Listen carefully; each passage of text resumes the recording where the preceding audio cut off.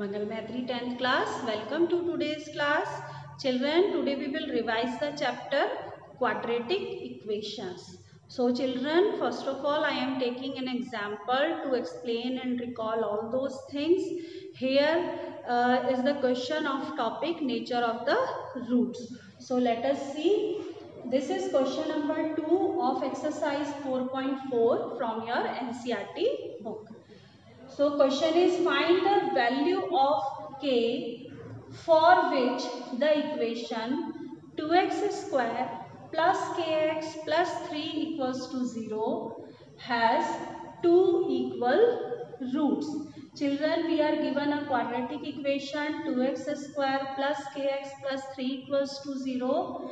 We are to find the value of k here and we are given the condition that this given equation has two equal roots. So children, let us see how we can solve this question.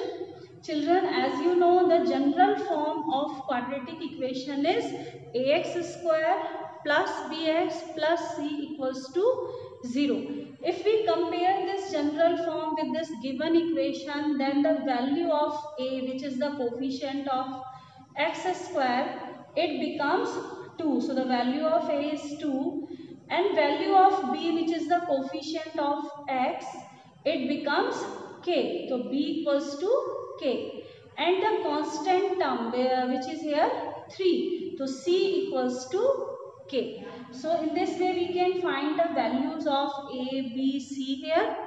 Now you are to find the value of discriminant.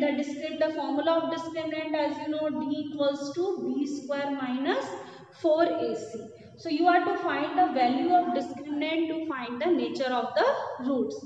So let us find this value. So d equals to b square minus 4ac. We can substitute all the values from a, b and c in this formula. So d equals to value of b is k. So I have substituted here k. So it becomes k square minus 4. Value of a is 2. So write here 2. And value of c is 3. So write here 3. So k square minus 4 into 2 into 3 equals to 0. The discriminant has become 0 because we are given that this equation has two equal roots. As you know, we can find the nature of the roots of quadratic equation according to the value of discriminant. If a given equation has two equal roots, then the value of discriminant becomes 0. So now we kept this value of discriminant equals to 0. So here we get an equation which is in the form of a quadratic equation again. Now we can solve this.